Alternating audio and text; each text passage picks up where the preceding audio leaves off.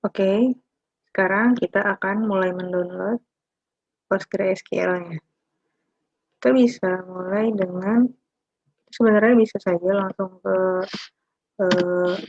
website Enterprise DB, lalu memilih opsi download, atau kita juga bisa mengunjungi website PostgreSQL, lalu kita langsung saja klik download, kita pilih yang Windows, lalu kita akan diarahkan tetap ke website Enterprise DB.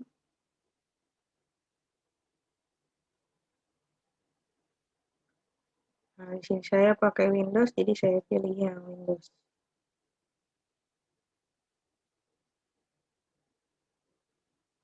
Oke, sekarang kita tunggu sampai downloadnya selesai. Oke, kalau kita sudah download, sekarang kita akan install aplikasinya.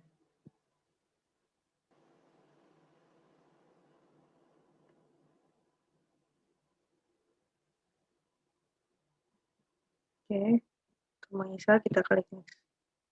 Di sini kita milih folder instalasi, next lagi. Nah, di sini kita menginstal beberapa komponennya, ya. Semuanya dicentang aja, lalu klik next. Di sini kita memilih tempat untuk menyimpan database kita nanti, terus next aja. Sini kita akan membuat password. Misalkan kalau untuk belajar ini, buat saja password yang gampang ya. Kalau sini saya buat admin. Ini portnya kita biarin aja. Oke, dan kita install.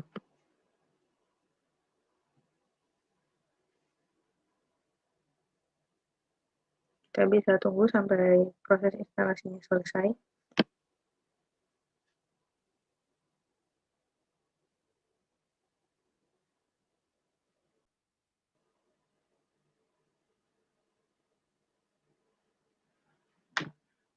Oke, di sini sudah nah,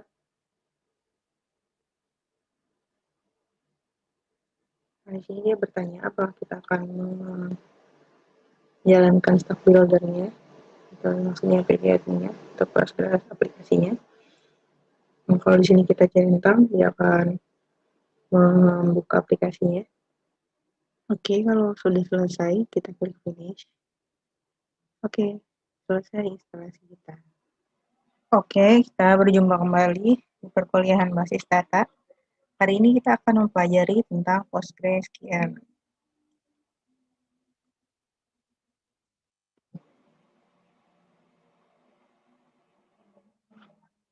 Kalau dari sejarahnya, PostgreSQL ini pertama kali dibuat memang ada proyek yang bernama Postgres yang dipimpin oleh Profesor Michael Stonebraker.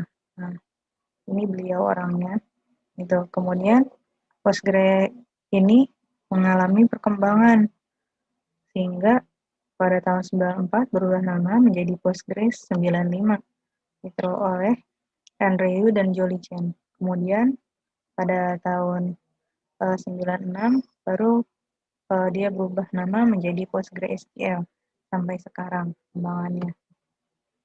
Untuk melakukan instalasi, silakan teman-teman bisa mendownload instalasinya dari website enterprisedb.com atau kalau menggunakan Linux bisa menggunakan sintaks sudo apt strip get install PostgreSQL. Terus kita akan berbicara tentang structure query language atau SQL. Nah, untuk membuat database ini kita menggunakan bahasa yang namanya SQL. SQL itu sendiri adalah bahasa standar gitu untuk menyimpan, memanipulasi, dan mengambil kembali data atau retrieving di dalam database. Gitu. Terkait ini ada memang yang beredar antara dia adalah bahasa atau dia adalah sebuah standar SQL itu. Jadi SQL ini merupakan keduanya gitu, bahasa dan juga standar dalam penulisan untuk pembuatan database gitu. Nah, Setidaknya di dalam SQL statement itu ada dua komponen. Yang pertama itu adalah sintaksnya atau result word yang sudah terdapat dalam sintaks-sintaks atau komen-komen SQL itu sendiri, dan user defined words-nya yaitu seperti nama tabel, gitu, nama database, dan lain sebagainya. Nah, kalau kita bicara tentang structure query language, sebenarnya query itu apa? Query itu sebenarnya terdiri dari question and request. Jadi kita meminta dan kepada database untuk melakukan sesuatu dengan kalimat perintah tersebut. Gitu.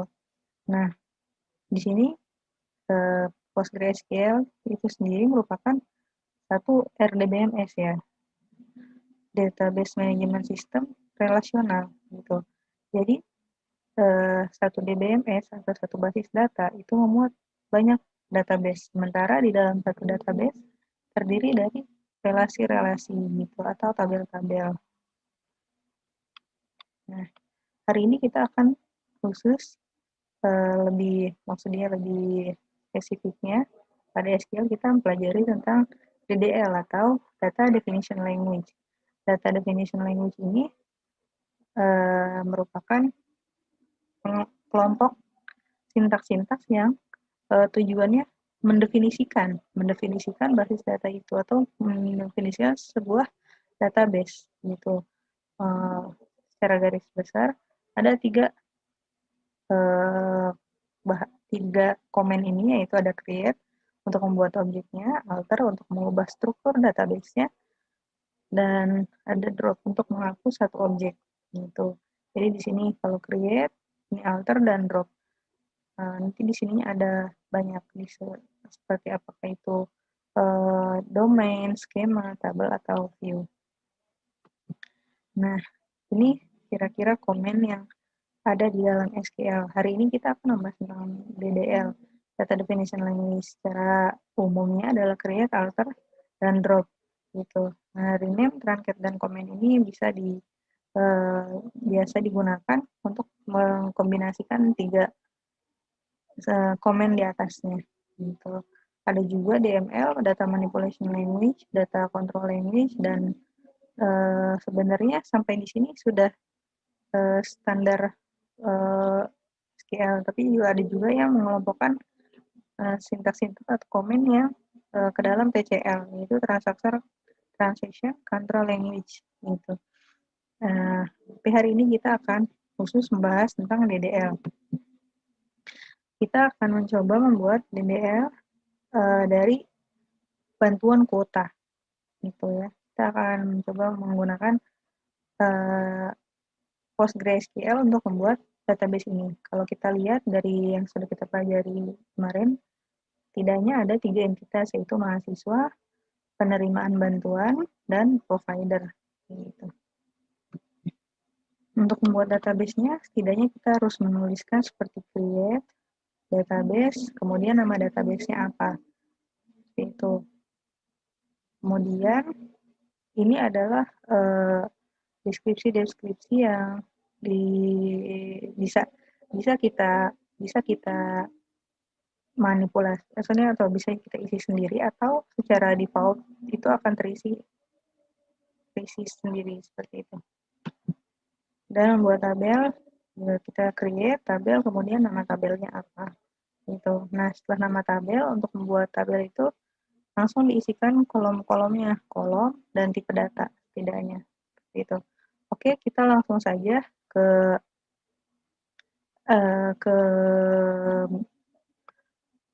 aplikasinya, yaitu ke PostgreSQL. Kita akan mencoba dulu menggunakan PSQL-nya atau command prompt. Oke, teman-teman, kita bisa menggunakan command prompt atau juga bisa menggunakan PSQL yang sudah terinstall dari ketika kita menginstal PostgreSQL-nya.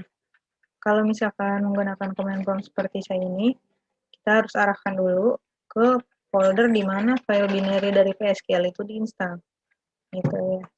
Sekarang kita masuk ke dalam PSQL-nya atau program command prompt Postgres-nya. dengan mengetikkan PSQL minha terus itu Postgres. Dan diminta passwordnya ketika pertama kali kita menginstal PostgreSQL. Kita masukkan passwordnya. Oke. Kalau tampilannya sudah seperti ini berarti sudah masuk ya. Di sini saya pakai PostgreSQL 13. Nah, kita mau lihat ya ada database apa aja dengan /l. Oke. Nah, sekarang kita mau membuat database bantuan kuota. Berarti kita menggunakan sintaks dari DLL, create database, namanya, karena kita menggunakan huruf besar dan huruf kecil, jadi kita gunakan kutip.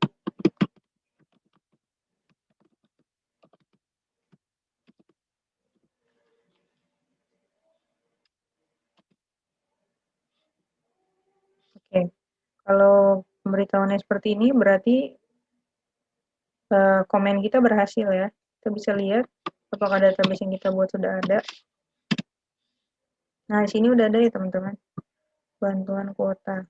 Gitu.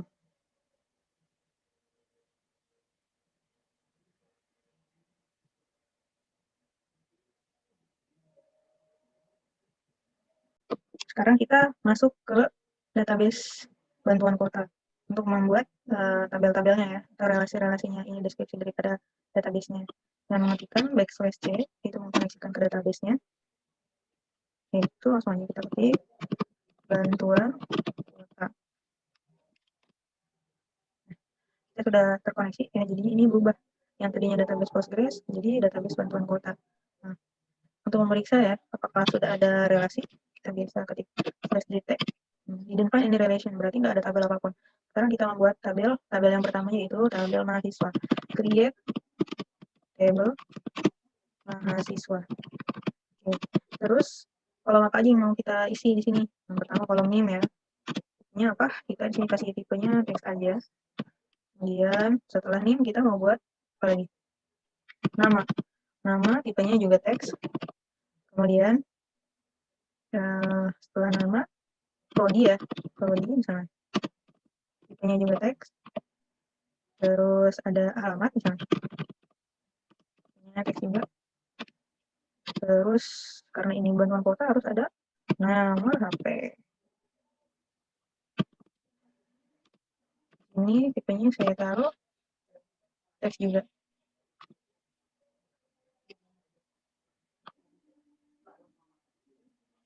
Berarti kita udah punya berapa kolom? Name, nama, prodi, alamat, dan nomor HP. Oke, kita tutup. Kemudian jangan lupa titik koma. Kita enter. Nah, di sini kita sudah punya satu tabel. Mari kita lihat. Oke. Nah, ini udah ada ya tabel mahasiswa, skema yang public. Nah, sekarang kita mau melihat apakah tadi kolom-kolom yang kita masukin itu udah ada di situ. Caranya dengan /d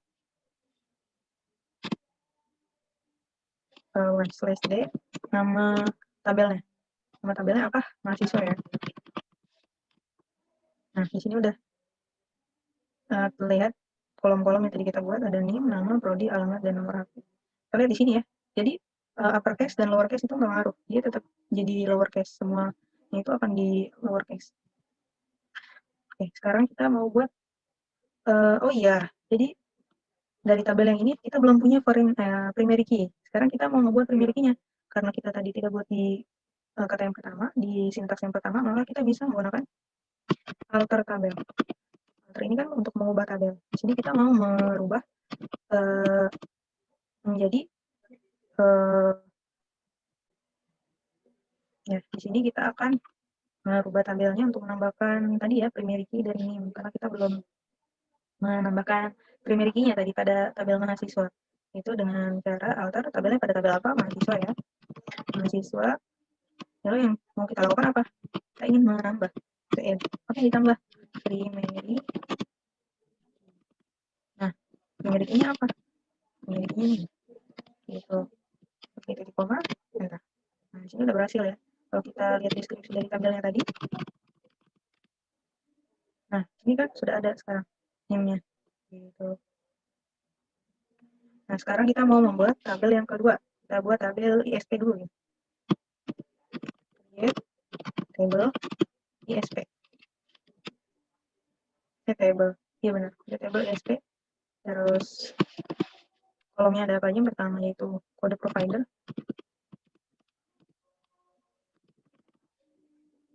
Tipenya ini integer ya. Kita taruh ini angka ya, misalnya 001 atau 002. Setelah kode provider, nama provider. Ini kita isi teks. Kalau misalnya kita mau membuat langsung, ini kita langsung menambahkan primary-nya di create table, yaitu primary key. Primary key adalah kode provider. Kode provider. Kenapa tutup kurung? Koma. Oke. Kita lihat relasi ini ada. Oke, itu udah punya dua tabel ya di sini teman-teman, ISP dan mahasiswa. Kita pengen lihat deskripsi dari tabel ISP yang baru kita buat. Nah ya,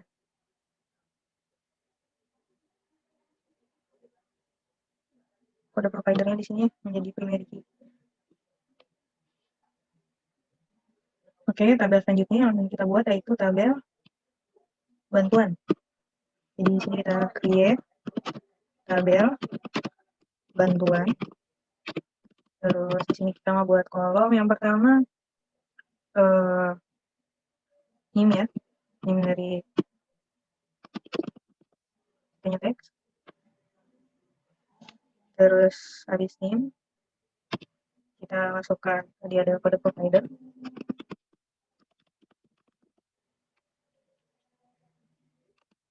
Nya integer.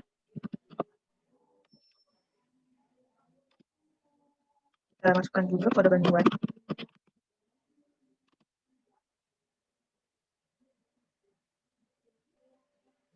Kode bantuan di sini integer dan kita set sebagai primary key. Terus list kode bantuan.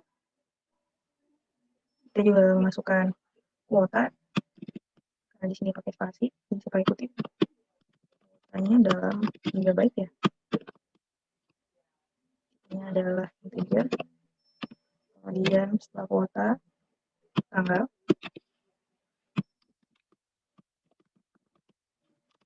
Di tanggal ini nanti formatnya tahun, bulan, dan tanggal. Kalau tidak diisi, kita set supaya tanggalnya terisi.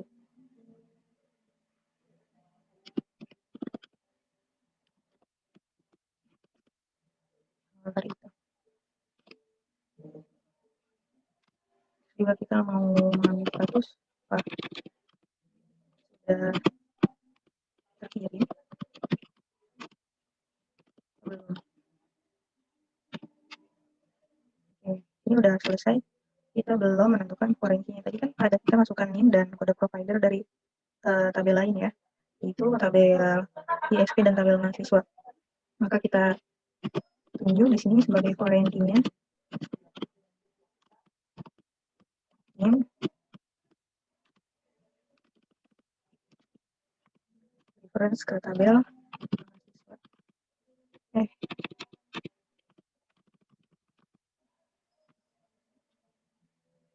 Ada lagi foreign key-nya ya, yaitu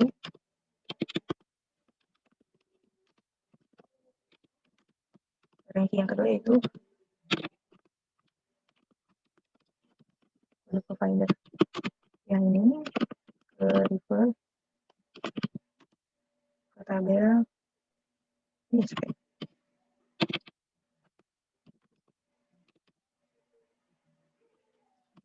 Itu kurung dan titik koma. sini ada simple error. Oke, jadi dalam menulis tanggal yang jangan kita lupa adalah default-nya nih. Jadi kita lupa ya. Default clear net. Jadi kalau misalnya tanggal nggak diisi, nanti dia akan mengisi tanggal pada saat itu. Kita bisa lihat deskripsi bantuan.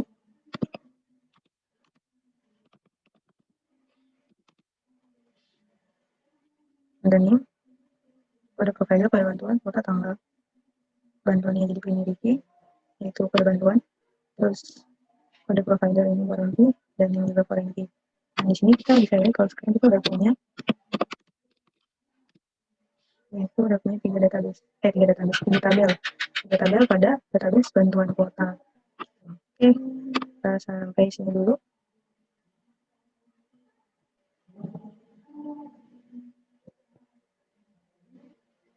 Oke, kita juga bisa menggunakan ini ya, pgadmin 4 yang udah kita install ketika tadi menginstal PostgreSQL-nya. Kita bisa akses dari menu ya. Kalau misalnya kita mau mulai, kita bisa masuk ke sini.